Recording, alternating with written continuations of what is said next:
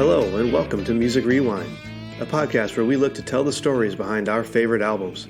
I'm your host, Steve Epley, and in each episode I will invite a guest to tell us about their favorite music album, how they discovered it, and what makes it special to them.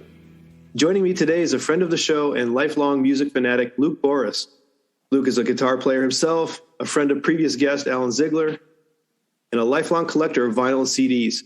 He has a passion for all things rock and roll, from Tool to REM, to Pearl Jam, and others. Welcome, Luke, and thank you for being on the show. Thanks for having me. I appreciate it. Looking forward to talking about tonight's album. All right, Luke, well, let's jump right into this. What is your favorite album, and how did you discover it? Tonight, we are going to be talking about Radiohead in Rainbows.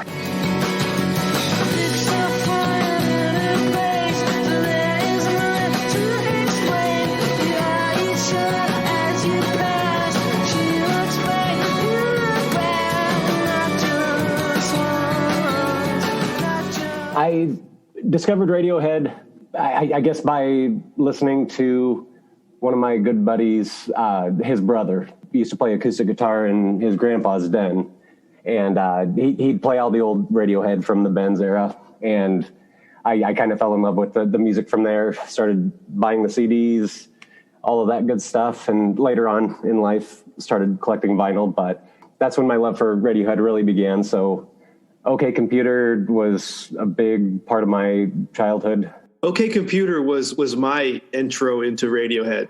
Sure. I never connected until probably the end of that OK Computer era that Creep was the same band. Yeah. And it's kind of hard to look at it that way, too, because tonight's album, In Rainbows, and Creep from Pablo Honey, I mean, they're just two completely different albums. They are, yeah. But I kind of like when bands do that, when they don't stick to the same routine every single album. So I like that they've evolved throughout the years, and they're still evolving. Their most recent album was phenomenal. In Rainbows was their 7th studio album. So how many do they have now? So In Rainbows, there were two more after In Rainbows. So, well, Moonshaped Pool was the most recent one. I'm trying to think of the one in between the two. King of Limbs was very polarizing for people. A lot of people thought it was very unapproachable and didn't really like it. But similar to In Rainbows, I call them headphone albums. There's just so much going on, and it almost feels like you're suspended in jello. So many things coming at you, and you're just floating. I don't know how else to describe it. Just it's like a drug-like experience. Who needs drugs when you've got music like Radiohead and Tool and. I've always had a kind of a love-hate relationship with Radiohead ever since OK Computer. I was a huge, well, still am, Pink Floyd fan. So when when OK Computer came out when I was in high school, I was told by many people that you must like Radiohead because you like Pink Floyd. Okay. And there was this directive that I was required to like it, and so it got in my brain that no, I don't like Radiohead. Just no. And then you hear. Karma Police and Paranoid Android, and back I like, God damn, that's a good song. Absolutely. But I still can't like Radiohead. No, no, it's a principle here. You just can't like Radiohead. And they weren't really marketed, or I guess is probably the right word for it. Growing up in the middle of the Illinois Valley, there's nothing there. I didn't really hear much of Radiohead. It was another cousin of mine, Chris Hank, that brought OK Computer to the table for us all to listen to, which was really good at the time, I will admit it. But their their albums after that, I really never heard much of it. I mean, I don't know if there was like a special following or if they didn't get kind of the airplay on the stations I listened to, because it wasn't really pop hits, but it wasn't really classic rock either. Like and it wasn't grunge. So where did it fit in? It didn't really find me. Ever. Sure. I can see that. Absolutely. And Kid A and Amnesiac really aren't very radio friendly.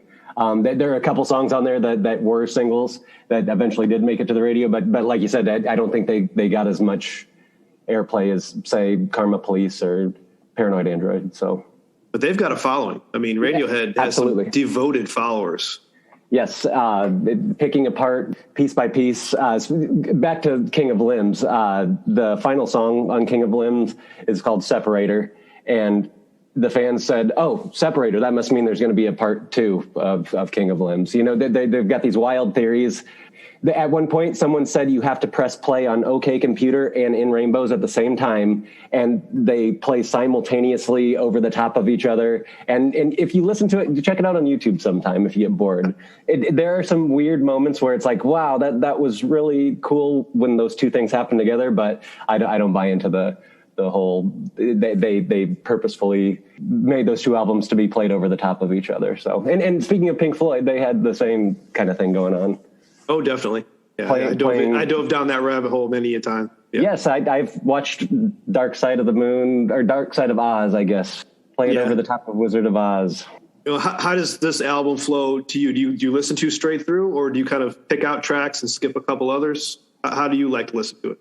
I am not a single fan. I'm an album fan. Vinyl records have always been my thing, and you can't really, you can, but you shouldn't drop the needle in the middle of the album. So I'm an all the way through kind of listener, and this album in particular, it really flows nicely together. So I think that it was intentional, the order that they put the songs in, and I don't know, this one's definitely a full beginning to end kind of experience. Yeah, I do like the way it starts with 15 steps. It really kind of kicks it off with forward momentum.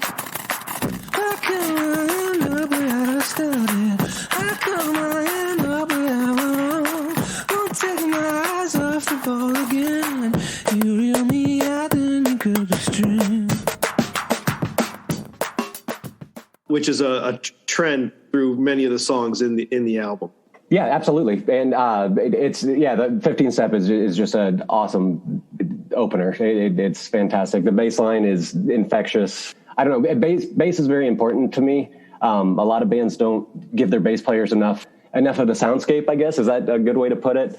Where I don't know. I listen to a lot of, one great example, Stone Temple Pilots. I love, is it Dean or Robert? Robert's on bass, I believe. So anyway, Robert DeLeo is an amazing bass player, and there are a lot of songs where he just gets completely drowned out. So anyway, 15 step bass line, it's absolutely amazing. I'm not talking about car shaking bass, you know, the melodic, groovy. It sets the rhythm very well. Yep, absolutely. Speaking of rhythm section, the drums on this one are absolutely amazing as well. I think there's this effect on the drum that kind of give it this odd sound. I guess originally, from what I've read, the children's choir that you can hear screaming in the background in certain areas, originally the drums were going to be the children clapping, and they couldn't get it down. So he's got that slow. It's just, fantastic. Okay. So, and then, the lazy guitar groove, not lazy in a bad way, lazy as in just, it just keeps the flow going as well. Yeah. I liked how you described that. Just, it's got movement. I think that tracks 1 and 2 themselves, 15 steps and then Body Snatchers, they flow very well into each other. Kind of, and this episode isn't out yet, but in the Pearl Jam episode that we did, we talk about the first 3 tracks of an album going, you come out strong and then you take it up a notch and then you bring it down. Sure. And this album does that in a Radiohead way. It's the best way that I can kind of describe it. It does. They blend well to each other, and then we'll get to track 3 in a second. But but Body Snatchers does kind of continue that forward momentum, but takes it up a notch. Yeah, absolutely. And I think that Body Snatchers is probably the only Alan approved song on this album. Really? I don't think he would be much of a fan of this. Just my opinion.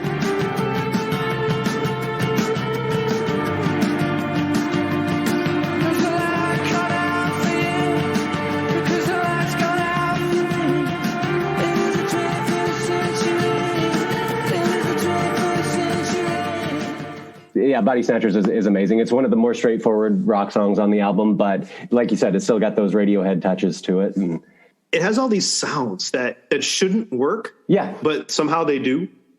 Yep. Which leads to a lot of probably studio time in the engineering, putting that together. And it's definitely one where if you've got the earmuff headphones on, you could really, really hear that stuff. Absolutely. And you just kind of do get lost in it just because there's so much going on and you're trying to listen to everything at once. But like you said, there's a scratching in this ear, or there's I don't know, a xylophone going on. It's just so much happening that I think that's why I like this so much. And I think that's why people like Pink Floyd, Zeppelin, all that stuff. Just that, again, I'm not a musician that in terms of knowing the science behind it, but Headphones album is what I'm going to call it. Like you said, the big cans, just sit down on the couch, lights out, get lost in it. So, but yeah, Body Snatchers, fantastic. The lyrics are a bit odd. Yeah. I don't know if it was going for like a scrambled horror movie sort of thing, but they don't make a whole lot of sense. A lot of their stuff doesn't make a lot of sense, but I think that's the beauty of poetry. You kind of make your own. This is true. Your own mind up about the lyrics. So what's the lead singer's name? Tom York. Tom York. He's got a voice that I really can't understand him a lot of times. Sure. Yep. But then it's weird when you're listening to it with the lyrics in front of you, you hear it clearly. Yeah. And then I take the lyrics away and I can't understand a word he's saying. Yep. And I don't know, this album, he kind of went into his falsetto a lot more, experimenting with that. And when he does get up there like that, I think it's even more hard to understand what he's saying in certain instances. But I've listened to this album so many times, I've got the lyrics down pat. So, well, you mentioned that falsetto, track 3, Nude. That's one where he really goes high. Absolutely. I mean, it's a slow song.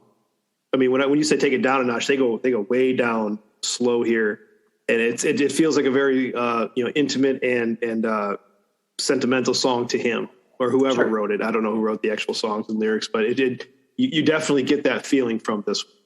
Yeah, and back to the Jello comment. This is one where you just feel they've created a space. It feels I don't know how to describe it. It's just like you're in this room alone, and there's this echoing effect going on around you, and like I said, just kind of suspended.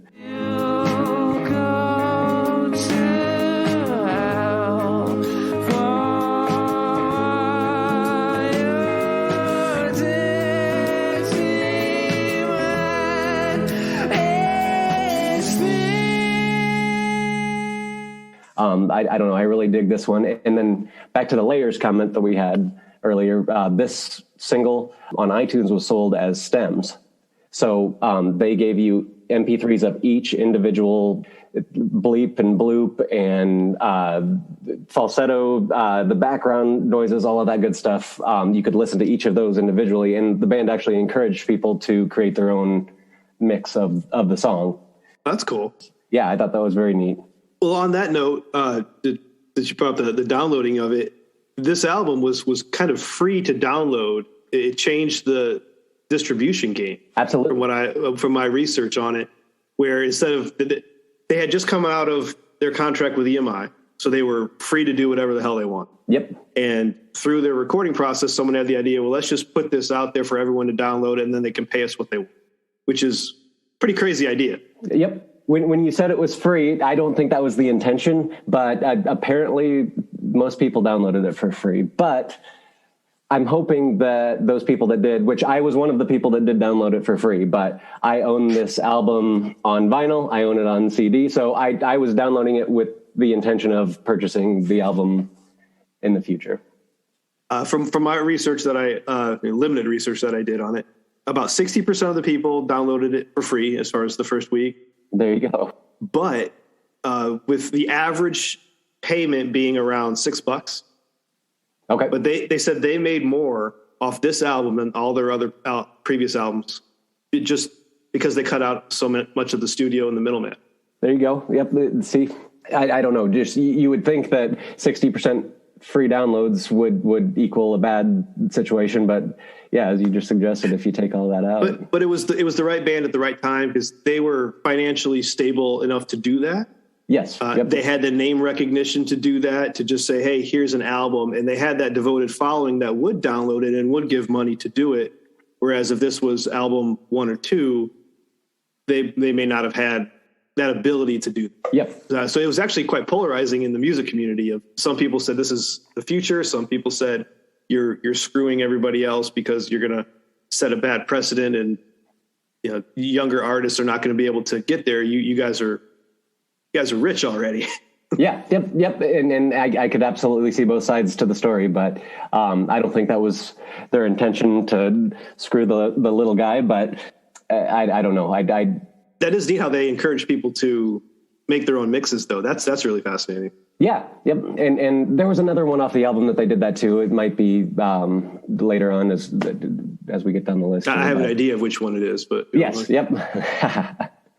So anyway, actually, Nude, I had a T-shirt with the lyrics on it. They did these really cool T-shirts. It looks like the album cover with the underscores and the slashes for the typography. And I actually was secretly madly in love with the girl at the record store here in East Peoria.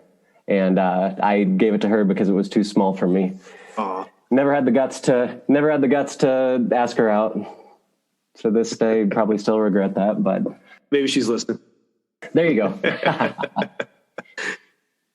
But the very, very end of Nude, though, that's where the singer hits that high note. It's not one you normally hear on a lot of these songs, and a long note as well. So that was impressive. Yeah, I mean, next up is track 4, which is Weird Fish's Arpeggi, which is probably one of my more favorite tracks on the album. I did like this one a lot. Absolutely. And on any other night, I would say this is my favorite song off the album, but tonight I'm going to pick a different one. And I think that could go that way. Ask me in a few weeks, it'll probably be Nude. Ask me in a few weeks after that, it's one of those albums where I just pick up little things each time. But I can see where this one would be one of your favorites. Well, that arpeggi, just it just keeps going and going and going. And I love that drum beat. It just keeps moving and doesn't stop. Love that.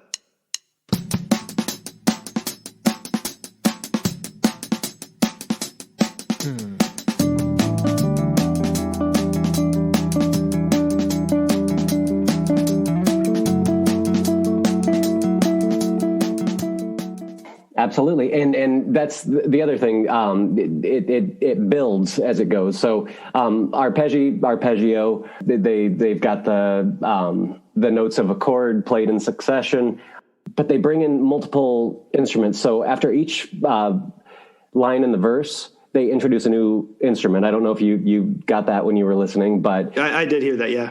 It's amazing. And it just keeps building and building and building to the point where it's almost overwhelming. Just because there's so much going on.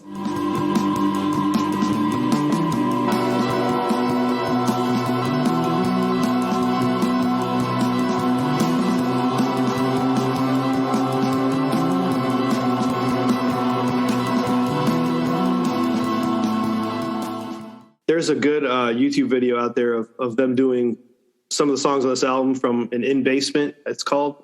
Yes. Yep. And I've actually got a note on that for the song, actually. Yeah. Yeah. And it was neat to watch them play it.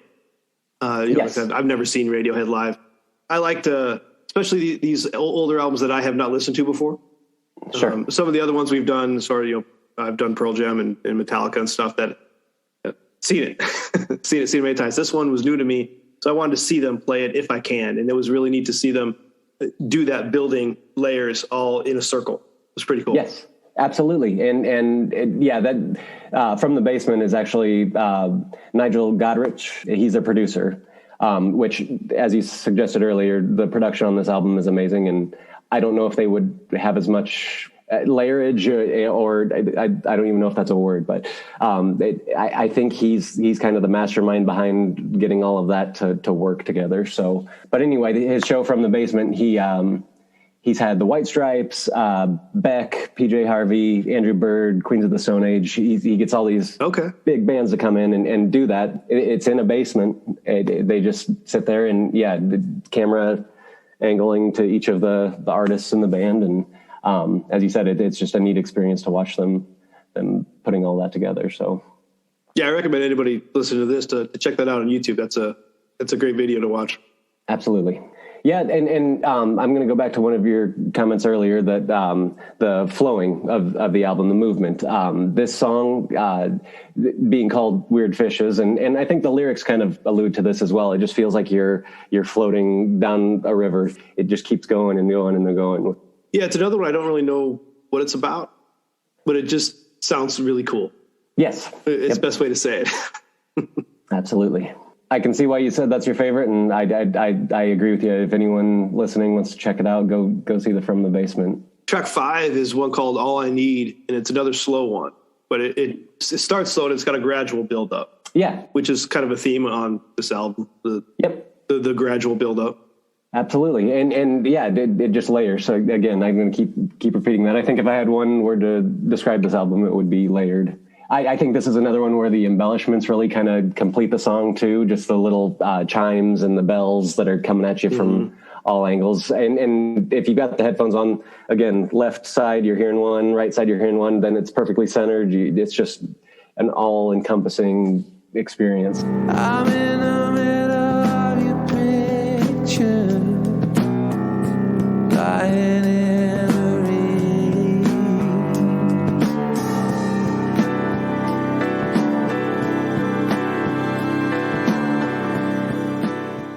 A lot of these albums for the show I listen to here at my desk and out of my just basic speakers, but this was one that I actually had a different experience when I put the headphones in and just kind of walked around. I was doing stuff, listening to it again.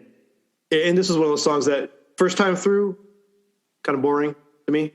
Sure. It didn't really click. It's like, okay, what's the next song going to be? Whereas when I wasn't really focusing on other things and just kind of doing miscellaneous tasks around the house and listening to it with that stereo sound, that it really kind of does elevate it to a more enjoyable listening experience. Yes. I know not everyone can do that, but the headphones with stereo make just a world of difference. You kind of experience the song a lot different. I agree. And speaking of that, at the very end of the song, the culmination of all of the instruments coming together, I guess Johnny Greenwood, their guitarist, and I wouldn't just call him a guitarist. He's a mastermind behind all of the bleeps and bloops as well. But he wanted to create like a white noise. And in order to achieve that, they had the orchestra play all of the notes together. And it just kind of culminates and blows up almost. I don't know how else to describe it. Johnny has scored most of Paul Thomas Anderson's movies. Movies? Yep. Oh, yep. I didn't know that. Yep. And There Will Be Blood, The Master, Inherent Vice, all those good ones. So that's cool. I didn't know that at all. Yep. And the orchestral compositions really shine on All I Need. Next up, we have Faust Arp. Now, I believe the arp is alluding to arpeggio again, because the guitar has that arpeggiated, if that's even a word. Sorry to all of you musicians out there who know what you're talking about. I do not. So arpeggiated is the word we're going to use. This one's got that. I've got that. Arpeggiation. There you go. So again, the notes of a chord played in succession. I got that from Webster's dictionary there. So, but yeah, I really dig this one. I don't know what's your take on it. This was like it was very fast as far as the lyrics were very fast is what I'm referring to as far as because I mean a lot of it was acoustic, I think, if I remember right. Yes. I don't have it playing right now, but the lyrics, it was almost all in one breath, and then I don't want to say this. It's like it's all in one breath. Wakey, wakey, rise and shine. It's on again, off again, on again. Watch me fall like dominoes in pretty patterns. Fingers in the back of the pie and tingling, tingling, tingling. Spot you. Yeah, absolutely. And I don't know. I think lyrical or lyrically, this one is absolutely amazing. I think, again, don't know what he's talking about at all, but yeah, I wasn't really following a Faustian story there, in the traditional sense. Sure. Deal with the devil, sort of deal with Faust, but it was a good tune. I did, enjoyed the one. Now, I seem to remember an interview where Tom York said that this was not alluding to Faust, one who made the deal with the devil. It's I don't know if it's the band Faust. If the guitar style is have you heard of Faust? I've heard of them, yeah. I couldn't tell you their music though. Yeah, I didn't know until I heard that interview and I gave it a listen, and I could see where it might be a tip of the hat to them. So that would make more sense. Yes. Yeah. But I can see where you thought that, because later on in the album, there's a definite Faust reference. So I don't know in the interview if he was being facetious, or because I know most of the time the band they're kind of goofy in interviews. They're not trying to be the formal, answer all the questions correctly kind of guys. So that's the Brits, and taking the Beatles tactic there. There you go. Yes, and I note for this song, speaking of From the Basement, for this album they did a very similar take. They did all of the songs live, but had little clips in between each song, so it was more like a movie. Very weird things going on. It's called Scotch Mist. If you do want to continue your experience with this album, Scotch Mist is a film to check out. But Tom and Johnny play this song. It's dusk, lights are setting. It's just an acoustic guitar and Tom's vocals, and it's awesome, chilling. So check out Scotch Mist version of this one. Okay, I'll have to check that out. Next up, we come to Reckoner. And apparently the line "In Rainbows" comes from this song. I'm surprised you caught that. So I was listening with the lyrics in front of me. Okay. It took me years to find out that part was in there, because again, the layers. He's doing his, and I'm not even going to attempt to do it, but you know the parts that I'm talking about. Yes. But he's saying "In Rainbows," but over the top of it, there's just a oohs and ahs going as well. So it's kind of buried in there. So there's a lot going on in this song. Yes, absolutely. Vocally, I think Tom's vocals are really another instrument in this one. Okay, yeah, I can see that. Yeah, just because there's so much going on. Anyway, and no one harmonizes with Tom York better than Tom York.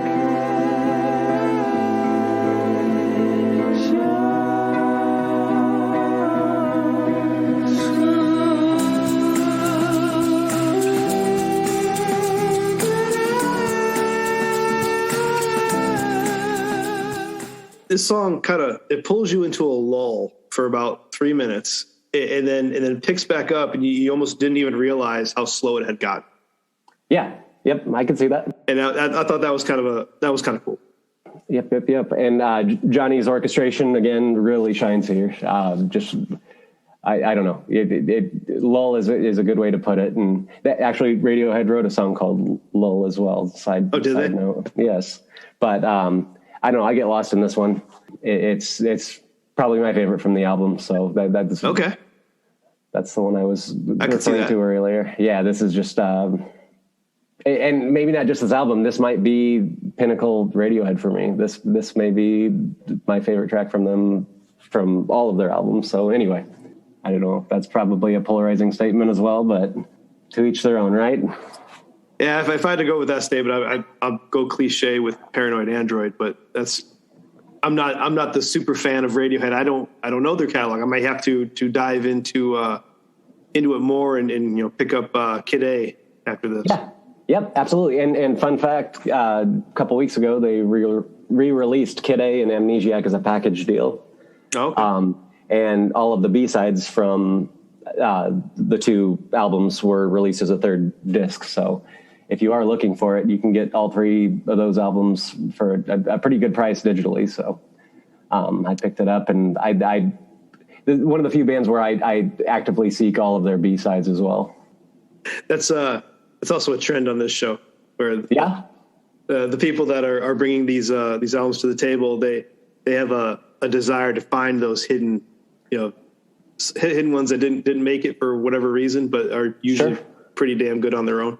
Yeah, absolutely. And Radiohead is one of those bands. I was going to save this for the end, but there is a disc 2 for In Rainbows. I don't know if you saw that in your research, but as opposed to using them as B-sides, they gave it away as disc 2 to the album. And I don't know, personal opinion, I think most bands would kill to have an album of their own that is on par with disc 2 of this, which are basically the throwaways. I did see that they had something like 15, 16 songs recorded, but they thought that one of their earlier albums, due to studio pressure, was too long. Hail to the Thief, yes. Yep. Okay. And so they because without any studio pressure, when they were on their own here, they could literally do whatever the hell they wanted. They said that 10 songs is the perfect album. Yep, and I think it is. It's a fantastic experience. Not too long, not too short. I don't know. I agree with all of that. And Hail to the Thief is a fantastic album. I'm not going to talk poorly about that one at all, but it is longer for sure. It's more dark. Yeah, that's what I was reading. Was that from OK Computer all the way to was that Hail to the Thief right before this one? Yes. Yep. So, like, in between that era was a very angsty, angry, and dark kind of Radiohead, and then you can look at the radio, or not the radio, but the actual recording studios for that. The pressure, and then now that they didn't have that, this one comes off as very hopeful. Yeah, kind of a good word to describe this one. Absolutely. I can see that.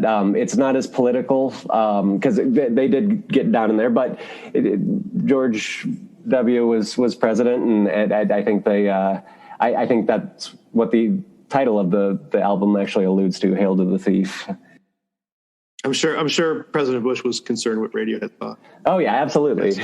Well, and Pearl Jam, and all of the big bands, they were very anti-Bush, but yes, I agree. I don't think he lost too much sleep over that. Well, we roll into House of Cards, which is another song I did like, because this was kind of a love song. Yeah, I could see that. Love. Well, it's about a guy who is in love with a taken woman. I could see that, or I don't know, the line about throw your keys in the bowl. Is it a swingers party? No, I took that as that's how he met her. Okay. And then with I guess with the swingers party, you're not supposed to fall in love, but he did. There you go. And then so she's unattainable. There you go. Yep, I think you nailed it there for sure. Forget about your house of cards and I'll do mine. Forget about your house of cards. The vocals on this one, very haunting again. Got that space going on. The reverb on the guitar. Echoing effects on the drum beats. It almost sounds like the vocals on this one, very haunting again. Got that space going on. The reverb on the guitar, echoing effects on the drum beats. It almost sounds like there's a leaky sink as well, like a drop from a sink hitting here and there. So, but that's got reverb on it as well. So I don't know, just very atmospheric is a good word, I think. And the music video for this one, they used LiDAR technology, which is light detection. So it was just Tom singing, and then shots of a suburban set of houses, all that. It kind of creates this disintegrating effect. So I think that alludes to a falling house of cards, and they were able to integrate all of the colors of the rainbow in it. So that leads back to the name of the album. I guess that shows that their art isn't only music. They definitely have artistic aspects in all of the music videos, the albums themselves. Actually, yeah, for In Rainbows, they released everything in a envelope. And inside there were stickers that you could put on a jewel case to create the album yourself, which I just create your own album cover. That's kind of neat. Yeah, that kind of thing. So Stanley Donwood is the guy who's done, I believe, all of their album covers. Maybe not Pablo Honey, but he's done a majority of their album covers, and he's the mastermind behind all of that. And Tom York does help them with the art, but he uses a different name. I forget what the... Oh, he uses a pseudonym? Yes, yep.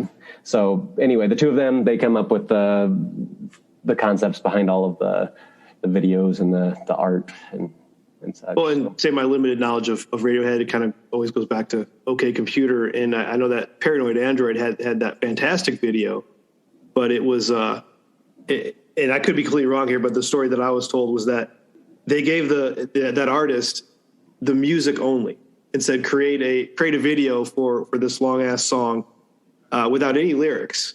Sure. And then they would have made some changes, but they loved that first draft of that video and they kept it and then put the lyrics in there and everything just kind of fit. Because that video is crazy. Absolutely. Nightmarish in some cases. And a big part of my childhood, again, I love that video.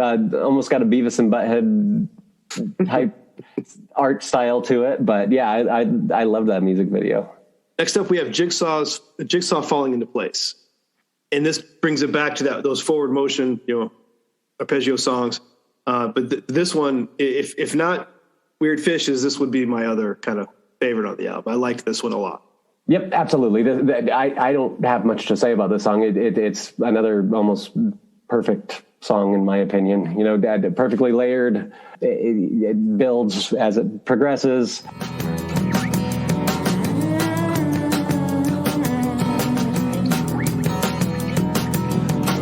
Just as you take my hand, just as you write my number down, just as the drinks arrive, just as they... My note on this one is that this one feels, in the pace of the entire album, this is that final sprint after you've done a long run. Yeah. Right before the cool down. This is that final sprint towards the end. I could see a lot of runners using this song actually to keep their pace going. Absolutely. It's got that feel to it. So speaking of music videos, for this one, it was probably the most low budget video you could ever record. They got bicycle helmets and put cameras like GoPros on them and it had the GoPro facing towards them. So it was just them moving around. So again, got that jello floating effect going on. So, but yeah, I really dig all of their art once again. About halfway through the song, there's an acoustic guitar that comes in. It's just in the left ear.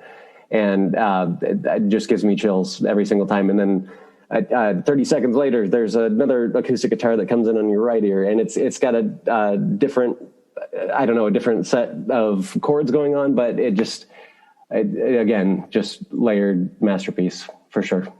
I'm gonna have to listen to it again now and try and pick that up.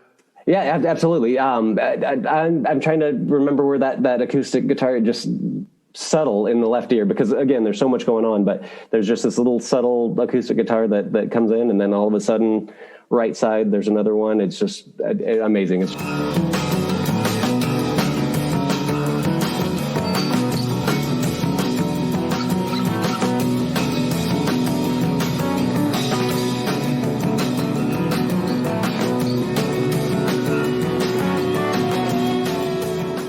Just back and forth. And I think bands with 5 members can kind of achieve that kind of effect. Mm-hmm. I know a guitarist can come back in and play another guitar, but I think it translates well live when you've got 5 members, because you can actually get all of those sounds going on. Have you got the chance to see them live? I have, yes. Saw them live in 2008, actually with that buddy and his brother that I was telling you about at the beginning of the show. Amazing show. It was in St. Louis, 2008. They opened with All I Need, which I found very, very strange. Yeah, that's a weird opener. Absolutely. And but then I think they went right into Jigsaw after that. So I think that probably should have been the opener, but I know a lot of bands, Pearl Jam, I've seen them 13 times now.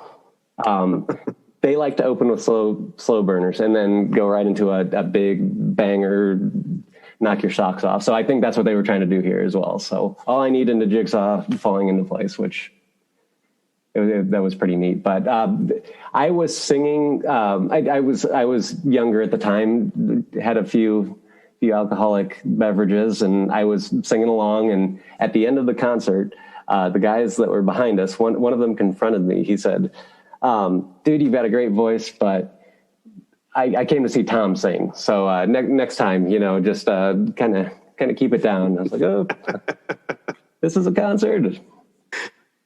That's kind of weird at a say a young person's concert to hear that. Yeah. I don't know. What is your opinion on that? Singing at a concert, what do you think? Well, I mean, I've fallen into that trap myself. More recently, me and my brother got reprimanded by some old people at an Eagles concert for singing a little bit too much. Really? Okay. But that was also, I mean, it was a concert where everyone's sitting down in an arena. Sure. So I get it. I do. And my first response, again, this is also after several beers, would be, why aren't you singing? There you go. Yeah. You know the lyrics. Come on. Yeah. Like everyone knows Hotel California. Come on. Get up. That's Get Up is a good one. Yes. Because I have been to concerts where people are hesitant to stand up, but I don't know. I like dancing and singing, having a good time with buddies, and that's all part of the experience. Well, when I think of Radiohead at a concert, I'm not thinking of, a sit down arena. I'm thinking like a, more festival sort of atmosphere with, like Glastonbury or somewhere, Bonnaroo, where everyone's, I mean, there are no seats. You're either sitting in the grass or you're, up there screaming at the stage. That's what I picture for a Radiohead concert or Pearl Jam concert or any of those. I couldn't imagine there not being crowd noise. It's maybe for a small ballad, I guess, everyone kind of quiets down, but for the big songs, I mean, I don't know, sing your heart out, man. There you go. You're at a show. I have not changed my ways. I still sing along, but I just thought that was. I got the chance to see. I've seen Weird Al 3 times, which is a fantastic show if you ever get a chance. But when the third time I saw him he was with a full 40-piece orchestra. Nice. And he did his wonderful song Harvey the Wonder Hamster, which is all of 40 seconds with this gigantic orchestra. And everybody was singing. I mean, nice. Everyone, I mean, from like 5-year-olds to 80-year-olds were all singing. Everyone. That's a fun concert. You ever get a chance to see Weird Al? Well, definitely will. Weird Al was probably one of my first CDs that I purchased. It was the one he did the Nirvana Smells Like Teen Spirit. Smells Like Nirvana. Yeah, there you go. Yes, yep. Absolutely. So yeah, I had that album. Yep. And Bad Haircut, is that another one, or Bad Hair Day? Bad Hair Day. Yes. That's the one with Gangsters or Amish Paradise on it. Yes. So I'm very familiar with Weird Al. I have not gotten to see him in concert yet, but I'll keep that in mind. We caught him at a small venue where he did all of his unknown B-sides. Okay. And it was an intimate setting. It was all just him and his band. His band is phenomenal if you think about the types of music they have to play. Yeah, absolutely. Just full spectrum. They're very talented people. And that was one of the more, the first one was just your basic touring show. Second one was that stripped down non-hits, which was really just a lot of fun. And then it was called No Strings Attached. And then he came back with Strings Attached the following year with the orchestra. So nice. Really cool set. Yeah. I don't know how we got to Weird Al from Radiohead, but singing at a concert. Yeah, singing. That's right. Singing at a concert. Yeah. Fully recommend it though. Absolutely. I will check it out. So they close out the album with Videotape, which is an interesting track, kind of a slow and stripped down piano song, reflective on the whole album. Fun fact. So this song began as like a club hit. So apparently it's listed as 154 beats per minute on any website that you go to. So think of Body Snatchers, that fast, that's almost techno's level of beat. So go back and listen to videotape and think of that. So the way I found out about this, there's a guy on YouTube that again, obsessive Radiohead fan. He noticed that at their concerts, Tom York and Colin Greenwood were headbanging to this song. And everyone, is probably just looking, oh, that's just Radiohead. They're just like that. But he wanted to get into the theory behind it and why were they banging their heads to the slow song? And apparently there's a syncopation that they all have in their head that they're trying to keep the beat by headbanging. And it came out as this stripped down, slow ballad type song. Yeah. And I don't know. I really dig this one. This is my way out, saying goodbye. 'Cause I can do it face to face. And knowing that that's behind it, I don't know if it adds anything musically, but it adds something, just showing what kind of passion they have for the music.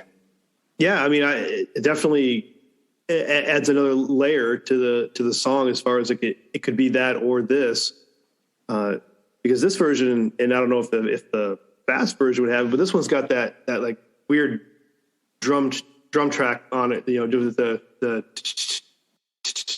yeah. What I read was that it was supposed to simulate film reel spinning off its wheel. I can see that. Yep. And there are a lot of kind of subtle mentions of video in there. When he says red, blue, green, I don't know, RGB color on your screen, that kind of stuff. So yeah, I could see that for sure. But I don't know. I just think that's very innovative. And I think the drums are kind of alluding to that beat, but not quite getting there. Because if you listen closer towards the end of the song, I think the culmination of all of the different beats going on, if you took that and kind of compressed it together, it may give you that 154 beats per minute. It just for that little 30-second. Now I'm going to go search to see if there's a fast version of it. See if one of those B-sides have gotten out. Yep, and there is a version where someone has taken a metronome and put it over the top of the studio version, and it's really neat to hear too. So I don't know, just very innovative. They had some other great songs before this that were innovative. There's a song called "Like Spinning Plates." Tom reversed the track, memorized the gobbledygook that the lyrics became, and then sang the gobbledygook, and then reversed that, and that was what the song became. And it's really just haunting. There's something weird happening with the vocals, but you can't really put your finger on it, and unless you know that he recorded it backwards, you would never.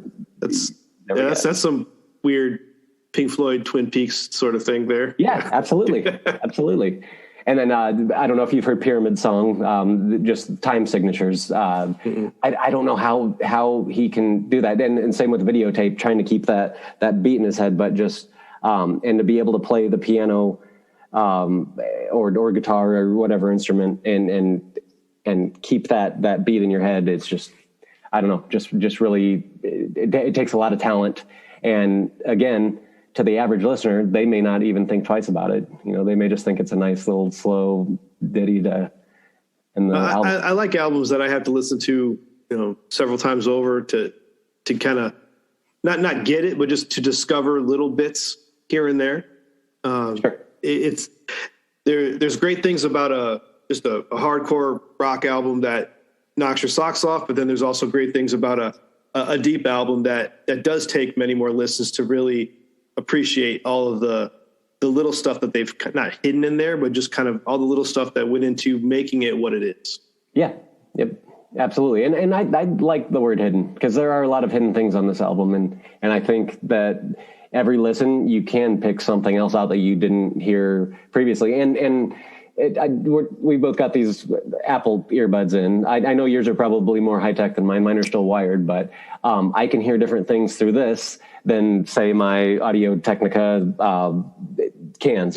Just different headphones reveal different pieces, and these the headphones that I've got in currently, it may not sound the best through these, but I may pick up something that I didn't on vinyl or through headphones. Do you have a preference on this album? I assume you're going to say vinyl versus digital, but just of all the different ways you've been able to listen to it, do you have a preference of which media? Yeah, I'll definitely say vinyl, but that's just because, and again, I'm not a musician. I don't know how to describe things, and Al has always said warmth, and I think that's the addition for this album that really puts it over the top. But I do, again, I've purchased this album 3 times. I do have the 24-bit wave files, and I don't know if I'm crazy. I know a lot of people are like, oh, that's just a crock, that you can't hear anything more than what's on the CD. I don't know. I feel like I can. Have you ever given a WAV file or a FLAC file a listen and then listen to an MP3 version? I've never done a set comparison. Okay. See, But on the physical media, you've got, I grew up with vinyl cassettes and CDs. That's just how I grew up. And sure, I listened to, say, Abbey Road on CD first, and great album, fantastic album. But then you listen to it on vinyl. I don't have the words, but it is just so much better. Yep. And I can't explain why. You think you hear things, but and it's not just the vinyl crack. I mean, that does to me add to it, sure, but there's something in the way it was originally designed to be listened to. Sure. I'm completely on board with that. I don't know what the word is, and people obviously like vinyl for a reason, and I think that's it. And I don't know if we can kind of pinpoint exactly what it is, but people who know vinyl and listen to it religiously know what we're talking about when we say that. So, I mean, I have nothing against cassettes, which I had a huge cassette collection at one point, because that mobilized music. I mean, you could take your music anywhere you wanted with. And yes, I'm leaving out 8-track for a reason. Sorry, Alan. But the cassettes let you take it anywhere, so you could at least have that sitting at the lake or at a baseball game or so. You had that music anywhere. CDs improved on cassettes, audio quality, because I've had, really terrible cassettes. Digitally, even better. Now you're not. I mean, everything you want is on your phone. It's all there. It is not even on your phone. Streaming it through whatever service. And I'm glad that the services that are out there are allowing more complete albums. Now it's not just, here's the top tracks by Metallica. No, I don't want the top tracks. I want to listen to the album. Sure. Yep. And I don't want to shuffle through the album. I want to listen to the damn album, track 1 to track whatever. I'm glad that I don't know if it was always been that way, but what's presented to me now is more album based. And I hope that is a trend that keeps going. I agree. But I am trying to build up my vinyl collection, just for my own personal enjoyment. Yep. I'm right there with you. I still have one of these ancient iPod. Yeah. So there's this guy that does Frankenstein monster versions of these. He's holding up the original iPod there for everyone to. Oh yes. He's not watching. Yeah. But yeah, puts a higher capacity battery, more capacity for the songs. Anyway, he's on Etsy. I will continue to buy his product until he quits making it. But yeah, there's something about physical media that I'm still stuck on. So I don't have any streaming services or anything like that. So I can't knock the digital age, because it really has given people the ability to listen to music, anywhere, even more so. Sure. And it's actually worth noting that right after my dog passed away recently, I listened to this album in the headphones front to back several times. And I'm not going to be one of those guys that say, oh, it helped me get through a tough time. It just it was soothing to me.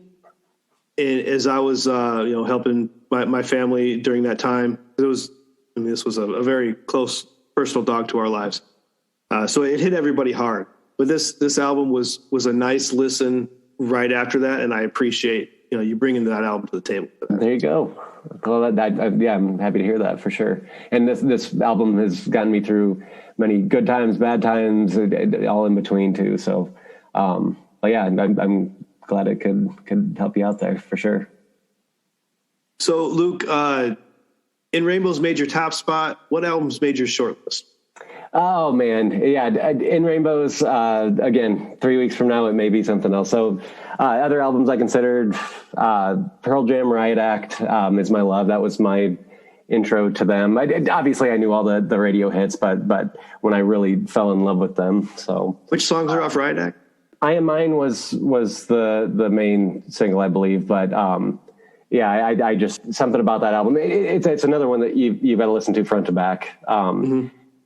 Mike McCready, a lot of people consider him to be top-notch guitar player, but there's something that he does on quite a few of the albums, but this one in particular. In the background, if you've got the headphones on, he does those embellishments where if you're just listening to it on the radio, you're not going to hear this little thing that he adds here and there, just little peppered.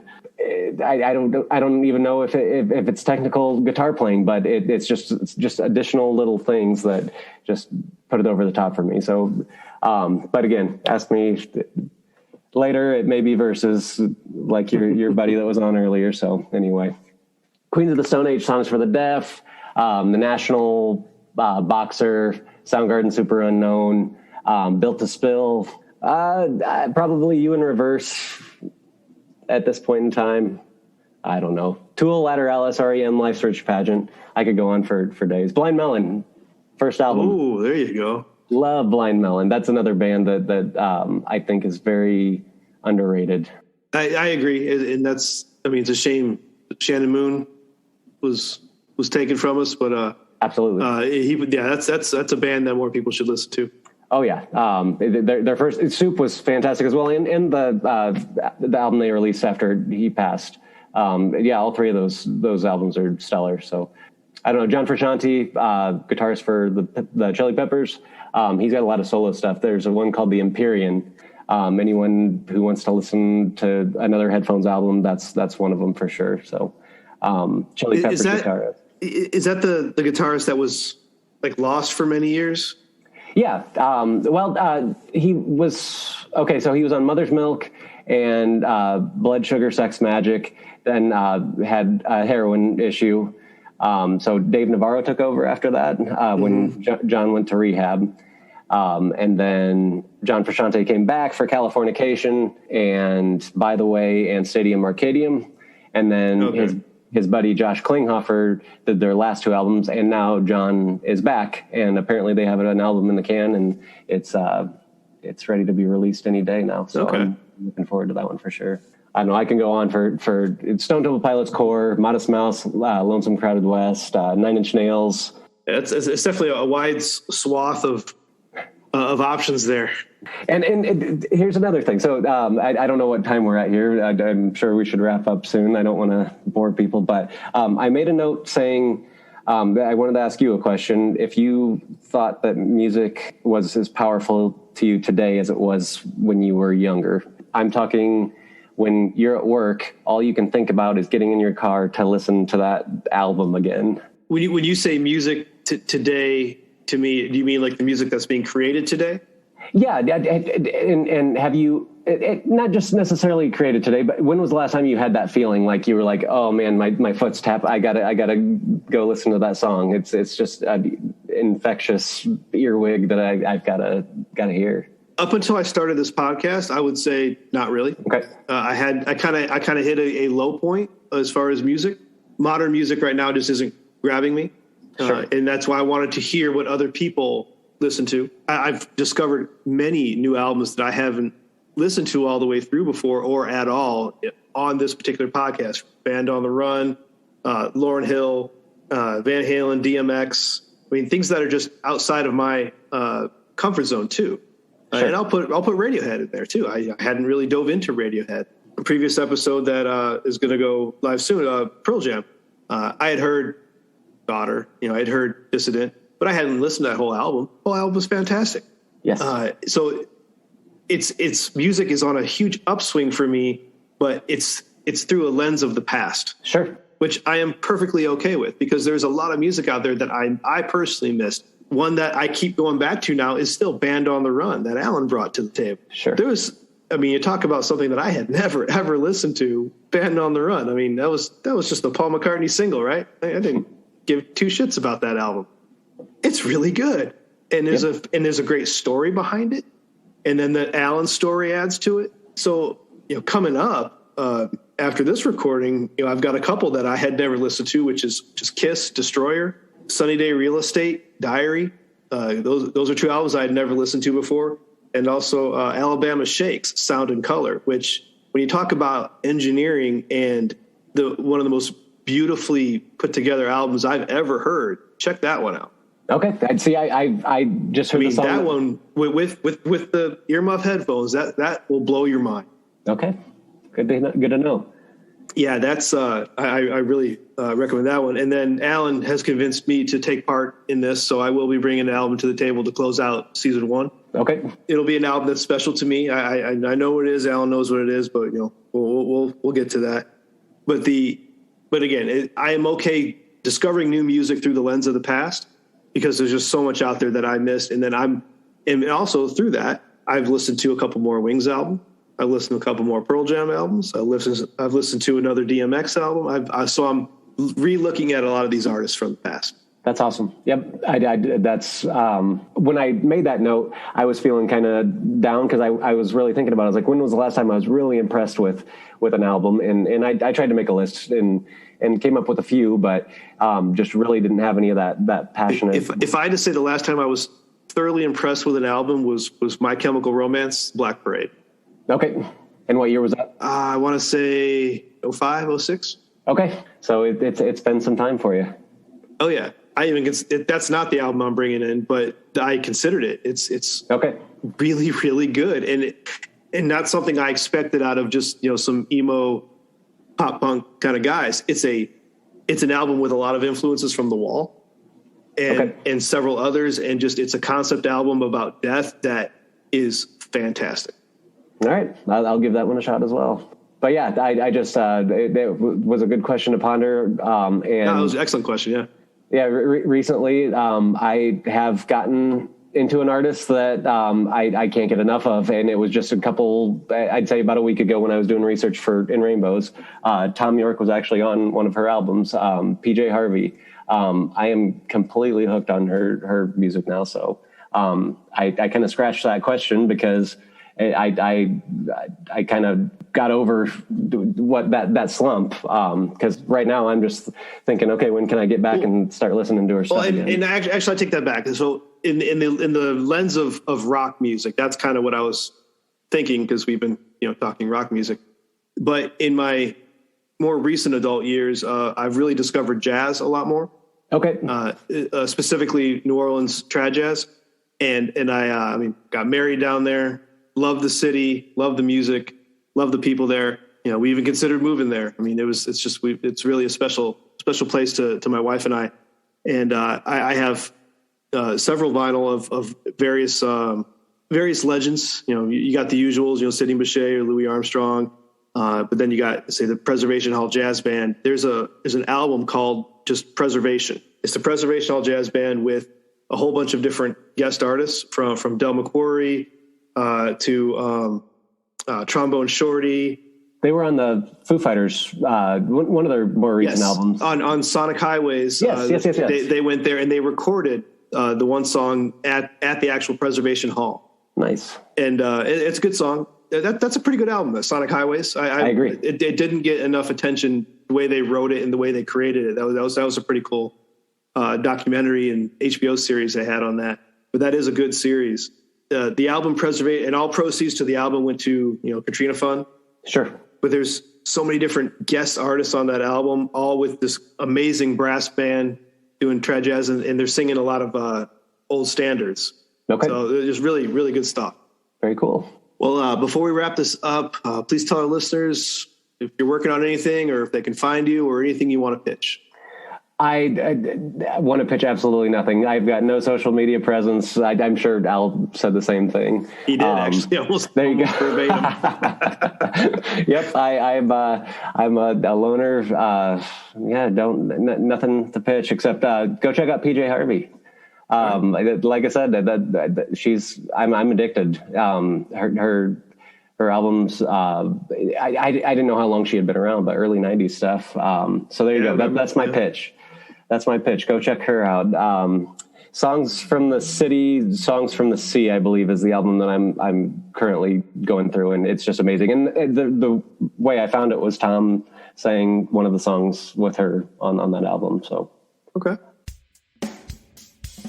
Well, Luke, I'd like to thank you for your time today. It was a pleasure to sit and talk with you about Radiohead's In Rainbows. You too. I had a blast, so much appreciated. Thank you for listening to Music Rewind, a podcast from the Sidereal Media Group. And as I always say, listen to the full album. Until next time.